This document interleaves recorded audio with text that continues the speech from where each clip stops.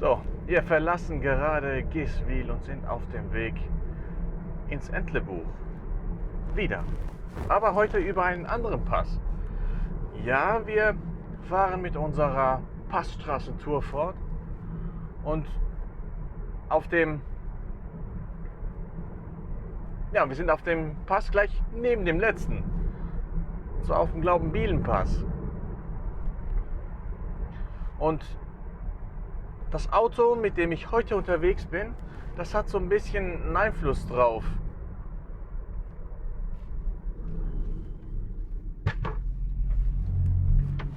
Ja, lassen wir den vorbei. Ja, das Auto hat so ein bisschen Einfluss drauf, oder hat einen Einfluss auf die Wahl des Passes gehabt.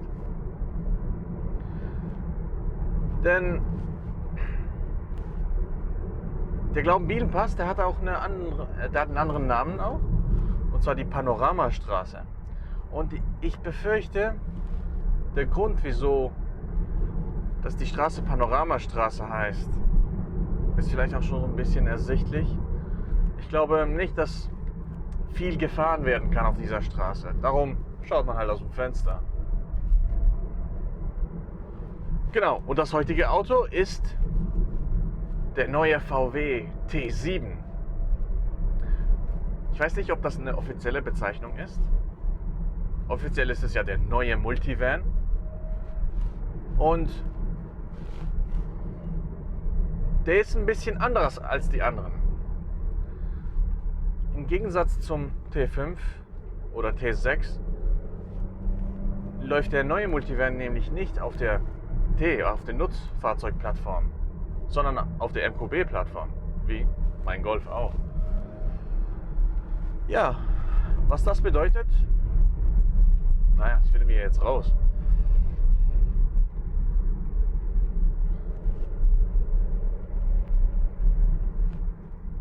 So, die erste Kurve hier.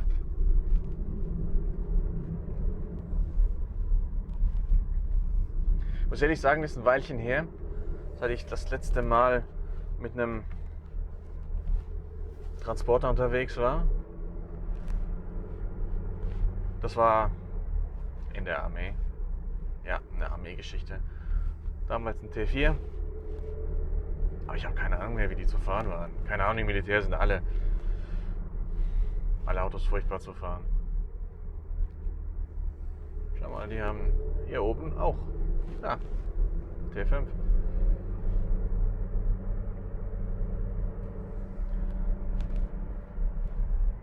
Aber in Sachen Fahrwerk kann ich schon mal sagen, ist überraschend straff. Andererseits eben, es ist eine ganz normale Pkw-Plattform. Wieso auch nicht? Andererseits muss diese Pkw-Plattform auch mit dieser Karosserie zurechtkommen. Vielleicht nicht so überraschend. So, jetzt wird es ein bisschen kurviger. Ich hoffe mal, mir wird nicht übel. Normalerweise sollte der Fahrer ja davon verschont werden. Aber beim letzten Mal, beim Glaubenbergpass, habe ich es geschafft, mich selber so ein bisschen krank zu machen. Habe dann nach dem englischen Video abbrechen müssen und habe das Deutsche dann an einem anderen Tag gemacht. Kann es sein, dass die tiefliegende Sonne das Problem irgendwie verschärft? Bei mir war es auf jeden Fall so. Genau, und bei Gegenverkehr müssen wir immer ein bisschen aufpassen hier. Es ist so eng.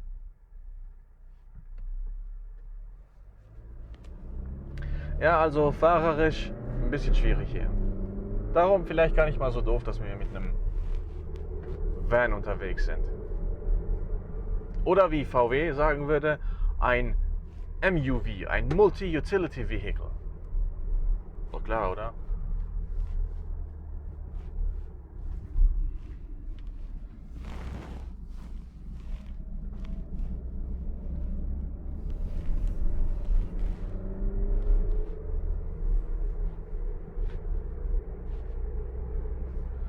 Da unten sehen wir den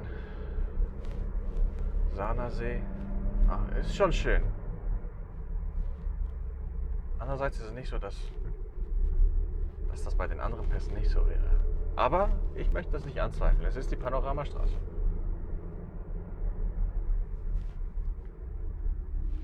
So, ich bin gerade im Komfortmodus unterwegs. Ja, das Tolle ist, wenn das Fahrzeug eher schwachbrüstig unterwegs ist, muss ich mir um die Gangwahl nicht so Sorgen machen, weil ja, die höheren Gänge ohnehin nicht drin liegen.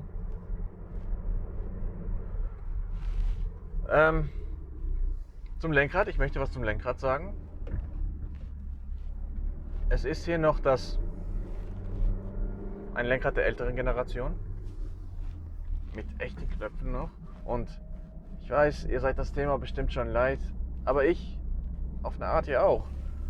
Und es ist wirklich viel besser bedienbar. Also die Knöpfe funktionieren. Und ich weiß, dass sie funktionieren und das Feedback ist auch einiges besser. Ja. Also VW, bitte überlegt euch das nochmal mit den ganzen Touchflächen. Weil ich sitze ein paar Minuten in dem Auto, von meinem Golf 8 herkommend und ja, vermisse das Zeug eigentlich schon. Schaltpaddel haben wir am Lenkrad ebenfalls. Wer also selber schalten möchte. Ach, die Leute sind so freundlich hier.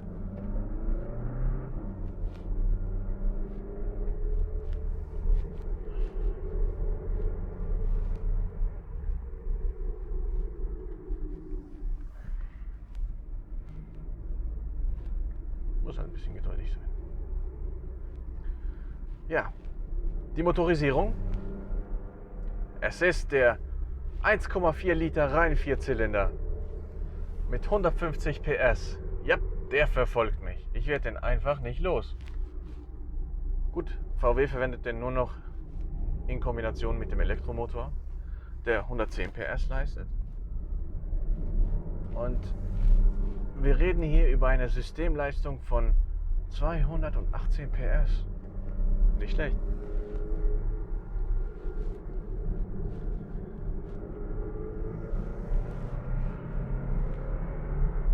Aber er ist wenig breiter.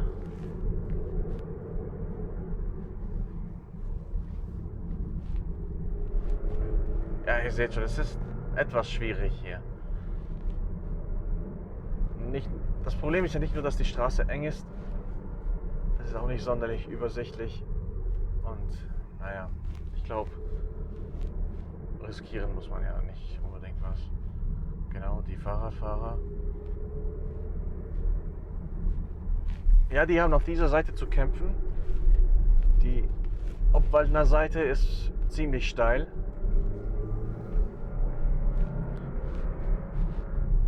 Und es muss immerhin auf 1611 Meter, wenn ich mich nicht täusche. Das heißt, der Glaubenbielenpass liegt sogar noch ein bisschen höher als der Glaubenbergpass. Aber wenn man nicht fahren kann, dann...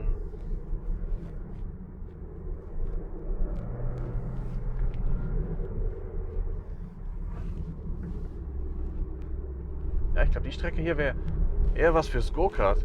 Ein Go-Kart-Bergrennen, das wäre doch was.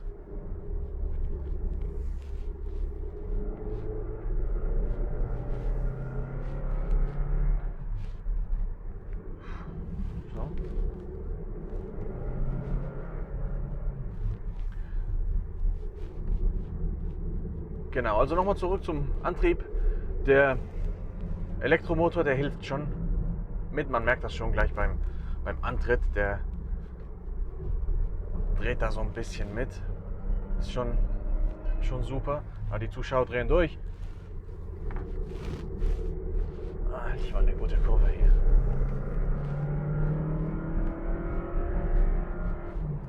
Was für ein Klang!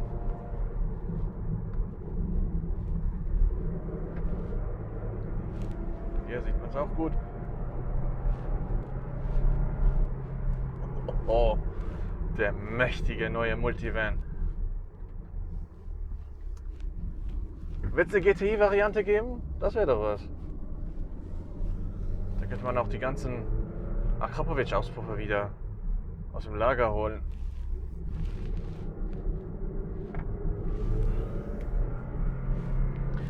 wollte gerade sagen, die Übersichtlichkeit ist gut. Also man kann das Auto gut einschätzen, auch wenn da die Haube so ein bisschen geneigt ist.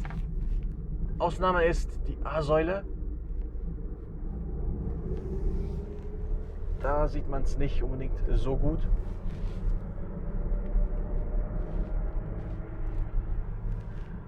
Ja, apropos A-Säule, da sind auch gleich die ersten Unterschiede zum T6. Der neue Multivan. Ich weiß nicht, ob ich wirklich T7 sagen kann, soll, darf. Der Multivan, der ist ein bisschen tiefer. Der ist nur 1,90 groß. Ist trotzdem ja, ein bisschen schweißtreibend, in eine Garage reinzufahren. Also in eine Tiefgarage vor allem. Und die Windschutzscheibe, die ist auch weniger steil. Dadurch hat das Fahrzeug einen besseren CW-Wert. Ja, ich bin... Mal schauen, wo die Entwicklung hier hingeht. Den T6 wird es ja noch weiterhin noch geben. Also mal schauen. Ja, zurück zum Antrieb. Wir haben dann DSG. Wie beim Hybrid gewohnt ist es ein 6-Gänge. Und ja, schalten tut er eigentlich wie gewohnt. Also bis jetzt fällt mir da nichts. Irgendwie nichts Besonderes auf.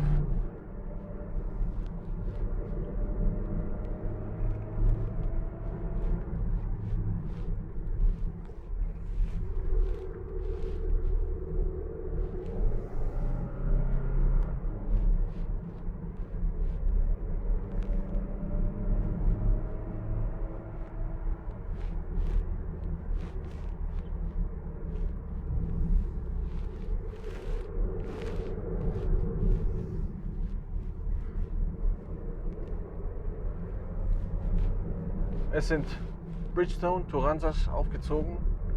Es ist jetzt nicht der sportlichste Reifen, aber es ist auch nicht gerade ein Allerweltsreifen. Oder ja doch, aber es sind solide Allerweltsreifen. Macht seinen Job gut. Also es ist sicher mal keine schlechte Bereifung.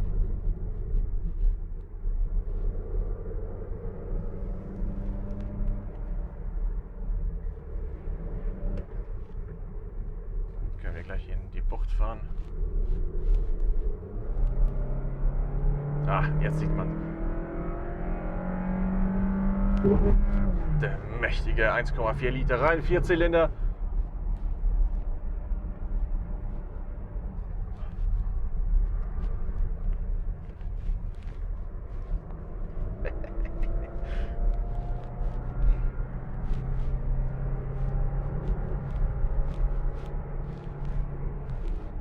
Pikes Peak ist doch gar nichts dagegen.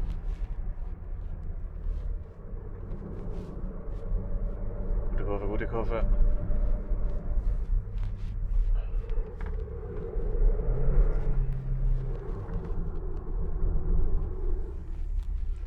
Oh, hier müssen wir wieder ein bisschen aufpassen. Dafür haben wir einen schönen Blick wieder runter auf den See.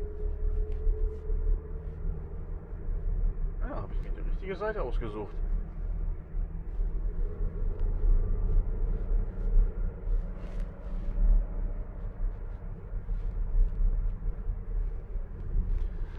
Wir sollten so auch in der Nähe der Passhöhe sein.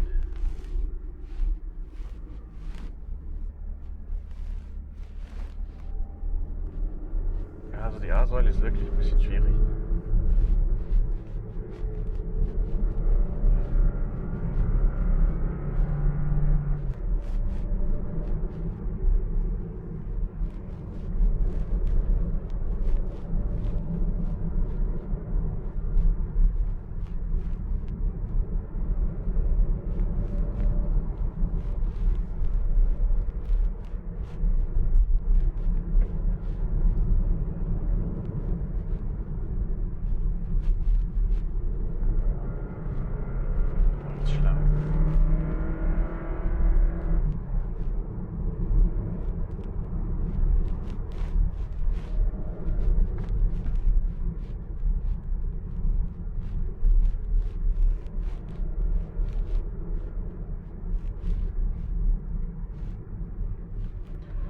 Ja, Motorradfahrer. Ich glaube, die könnten auch eher was aus der Straße hier rausholen. Ja, zur Motorisierung. Das ist die stärkste die stärkste Variante. 1,4 Liter mit dem, oder der 1,4 Liter Hybrid. Dann gibt es noch einen 2 Liter Benziner und einen 2 Liter Diesel.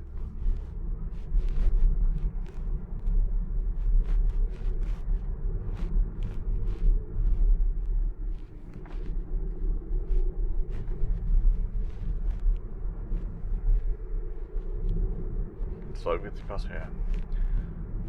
Ich war so auf die Motoren konzentriert, dass ich es vergessen habe zu erwähnen. Jetzt geht es wieder ein Stückchen runter. Oder eigentlich geht es von hier durchgehend runter.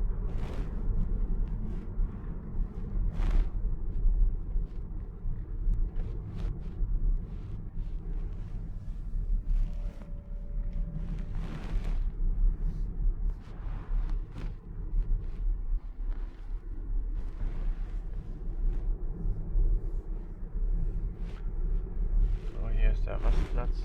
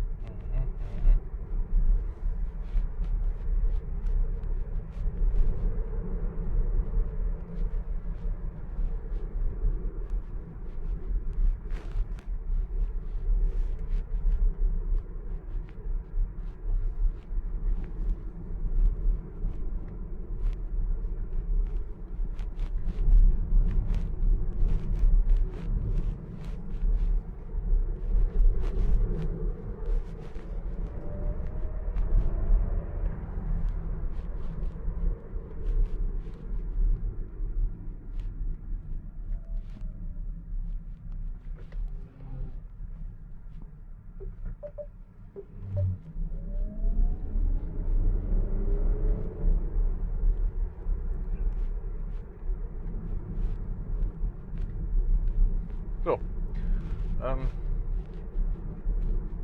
Neben den Motoren kann man sich noch gibt es auch noch 2 Varianten bei der Karosserie. Gibt dann noch eine längere Variante. Der Radstand ist gleich wie bei der kurzen. Das ist übrigens der kurze hier. Knapp unter 5 Meter. Und bei der langen Variante ist einfach der hintere Überhang ein bisschen länger. Also ein bisschen mehr Platz für Gepäck. Was die Sitzkonfiguration angeht, da haben wir einen 6-Sitzer. Ja, sieht aus wie in einem Flugzeug. Nur, dass man vielleicht wieder zurück zur Kinderarbeit müsste, um die Leute bedienen zu können, weil da der Gang wieder so eher schmal ist.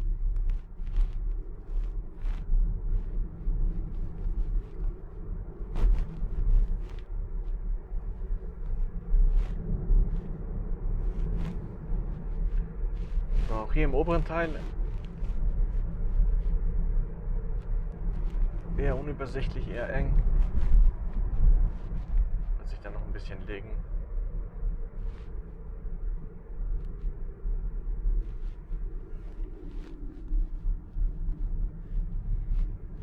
Danke.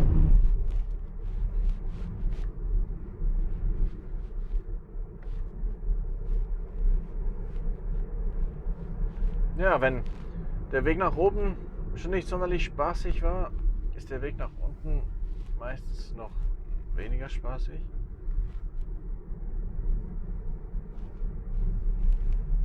Beim Hybrid ist es ein bisschen besser, weil der so ein bisschen mitbremst. Mit den neuen Turbomotoren ist da sonst gar nichts los, da steht man die ganze Zeit auf der Bremse.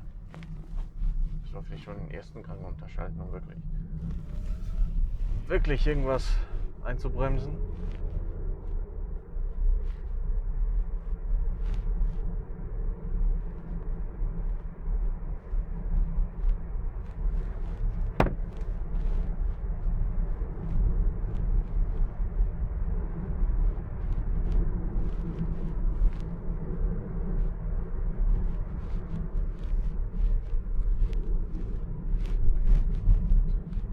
so ein hohes 2,3 Tonnen Fahrzeug fährt sich sicher nicht wie ein normales Auto, nur es halt ein bisschen größer ist, höher.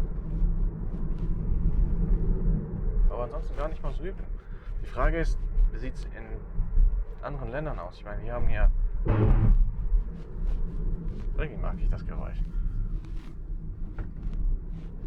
Wir haben ja noch ganz ordentliche Straßen, obwohl es eher ein bisschen holprig ist. Aber es ist eher die Ausnahme.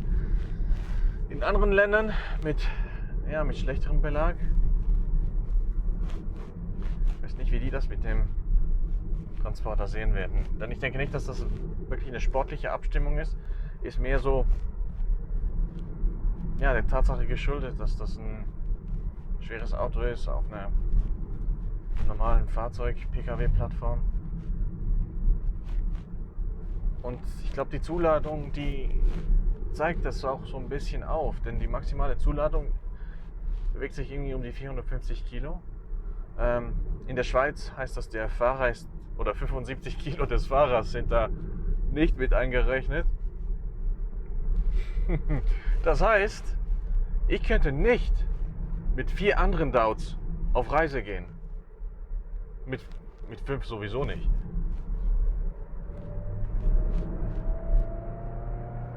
Oh, jetzt haben wir ein Motorrad.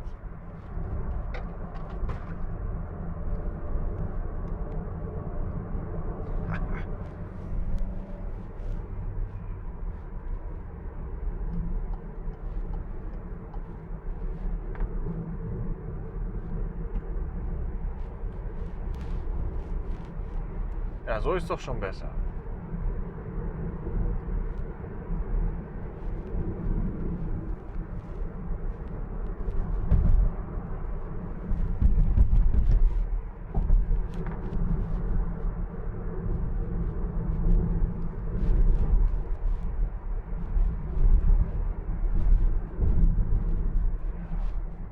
Und der Touareg, der hat auch ordentlich Tempo drauf. Oh, wir sind jetzt im Entlebuch, aber eigentlich ist es noch nicht ganz fertig, denn wir sind eigentlich noch nicht unten angekommen. Wir waren ein bisschen weiter und wenn die Straße langweilig wäre, könnten wir hier nicht schon abbrechen, aber es gibt da weiter noch ein Stückchen, das können wir noch mitnehmen. Auch wenn hier jetzt nicht viel los ist.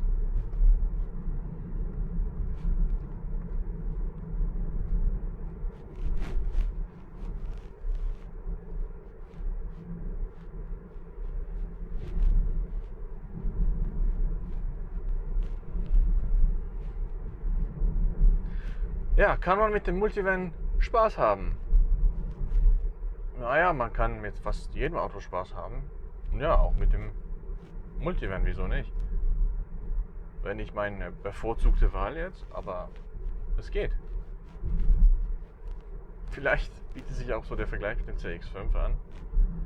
Auch wenn das ein Diesel war, hat schon ein bisschen mehr Spaß gemacht. Dann war ein Handschalter also. Und wir waren auch auf einer, wie ich finde, besseren Straße unterwegs.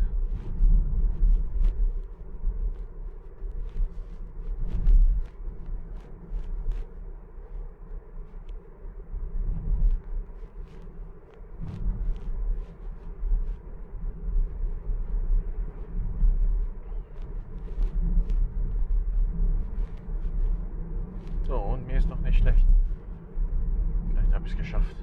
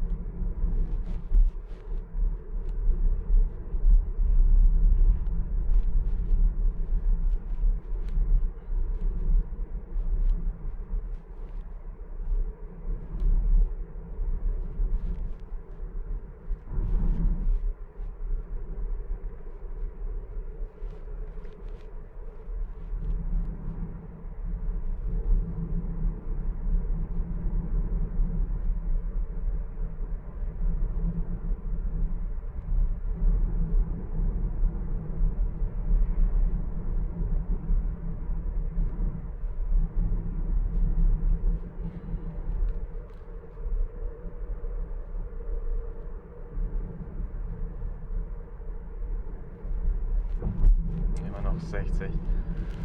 Ja, ich gebe zu, der Teil hier ist eher langweilig. Jetzt ist die Straße breit. Aber man kann nur 60 fahren.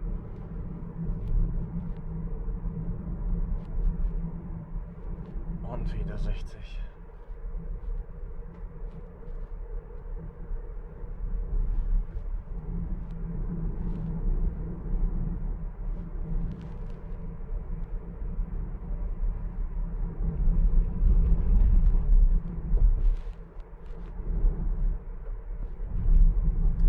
Ja, dafür können wir so ein bisschen die Aussicht genießen.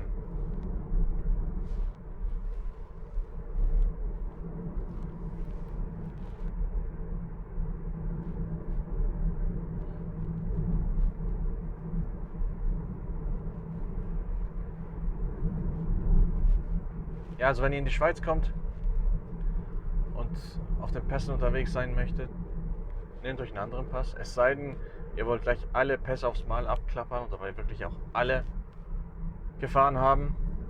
Dann können wir auch den Glaubenbielen-Pass mitnehmen.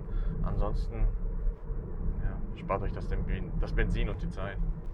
Oder den Diesel, ist auch okay. Oder den Strom, ist auch okay.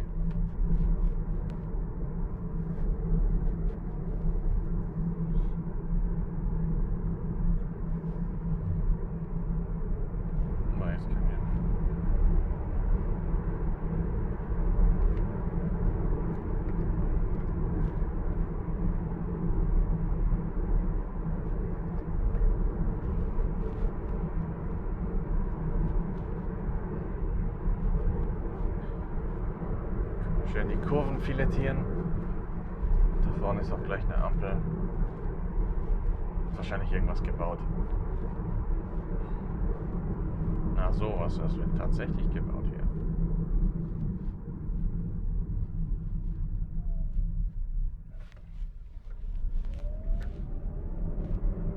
Die Bremse ist okay, also ich glaube, kann man heute überhaupt noch ein Auto kaufen, das nicht ordentlich bremst.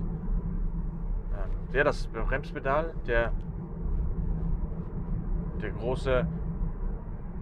große Bremswirkung kommt ein bisschen später als ich erwarten würde, aber ansonsten, ja, man kann sich daran gewöhnen. Also jetzt Tag 3, seit ich das Auto habe, und ich habe mich so ein bisschen dran gewöhnt.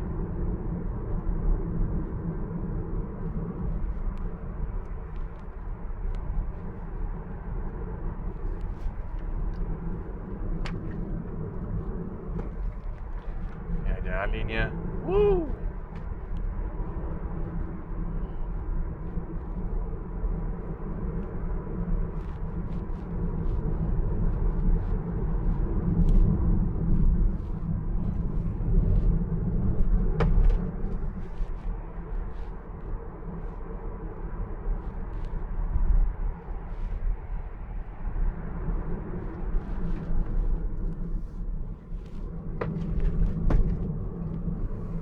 Die Wasserflasche. Ja, hier sind gerade einige G-Zuwerke. Wo ist die G-Anzeige?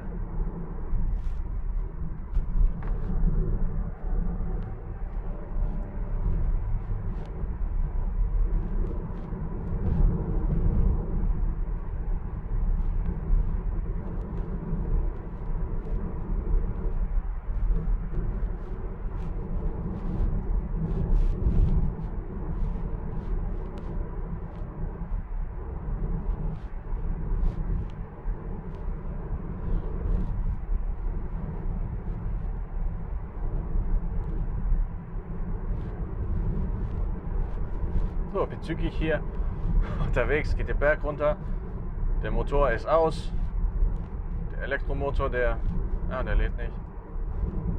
Das ist nicht steil genug wahrscheinlich.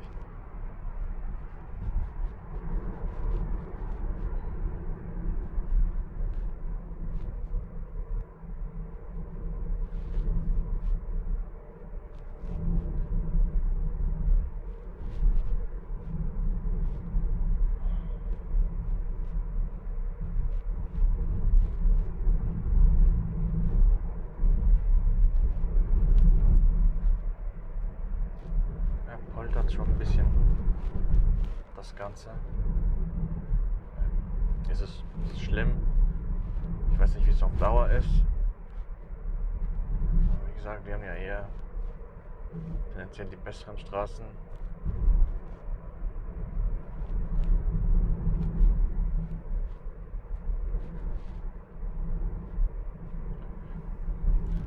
Und ich glaube, das ist auch so eher das natürliche Habitat des Multivan der Schweiz. In Zürich, ich weiß nicht, teilweise ein bisschen haarsträubend mit den Parkhäusern und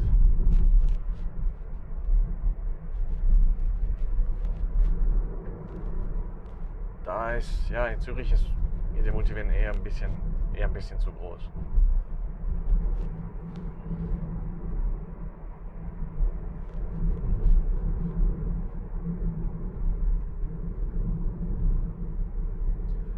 So, Flüli, wir sind fast im Tal angekommen.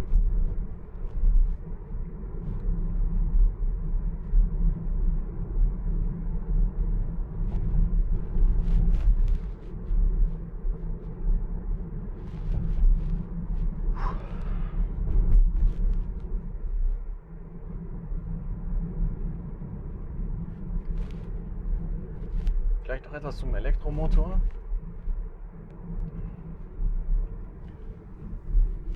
Denn das ist ein Plug-in-Hybrid, der hat auch eine etwas größere Batterie an Bord. Und ja, also ich habe 30 Kilometer bei voller Autobahngeschwindigkeit geschafft. Ich finde, das ist in Ordnung für den Familiengebrauch oder für unseren Familiengebrauch. Wie gesagt, wir leben in Zürich, wir fahren nicht sonderlich viele Kilometer, wenn wir irgendwie, keine Ahnung, die Kinder irgendwo hinbringen müssen oder einkaufen oder irgendwie sonst was. Hier oben, weiß nicht, kann vielleicht ein bisschen wenig sein, wenn man möglichst viel aus dem Elektromotor rausholen möchte.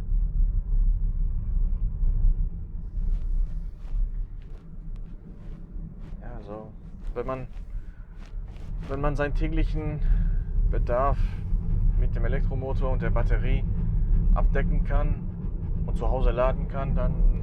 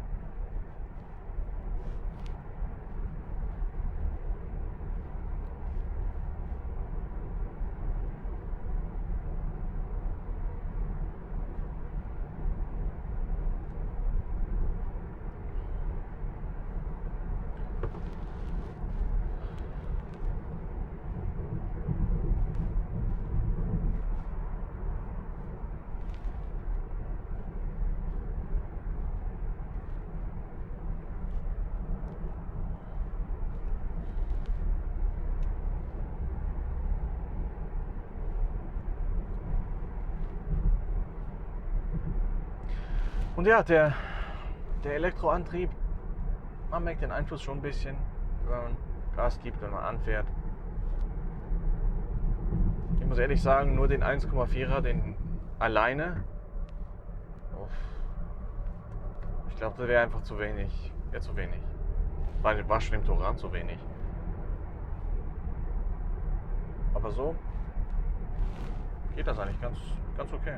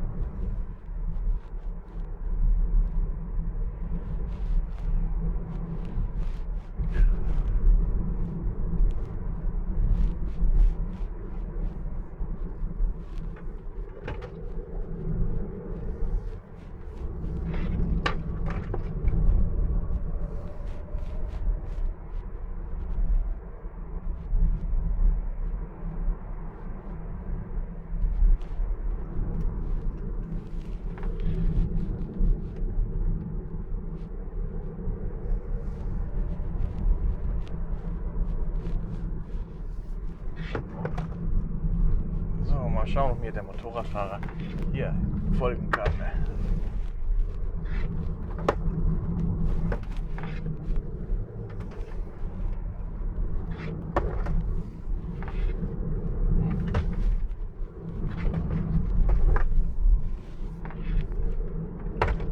Ja, leider hat er keine Probleme, mir zu folgen.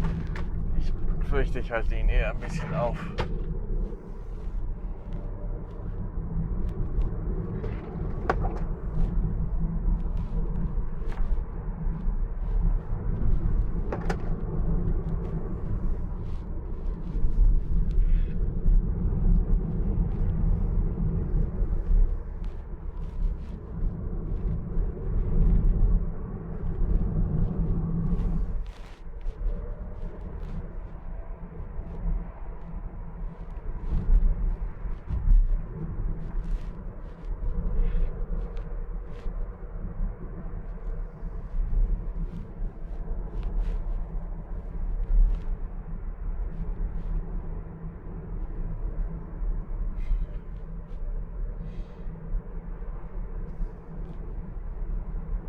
Ja, der wird sich auch denken, was für eine Pfeife.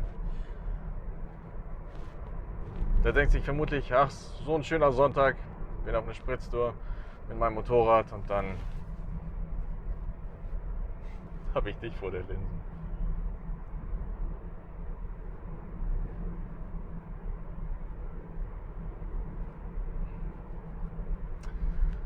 So, wir sind in Schöpfheim und damit wäre unsere kleine Reise zu Ende.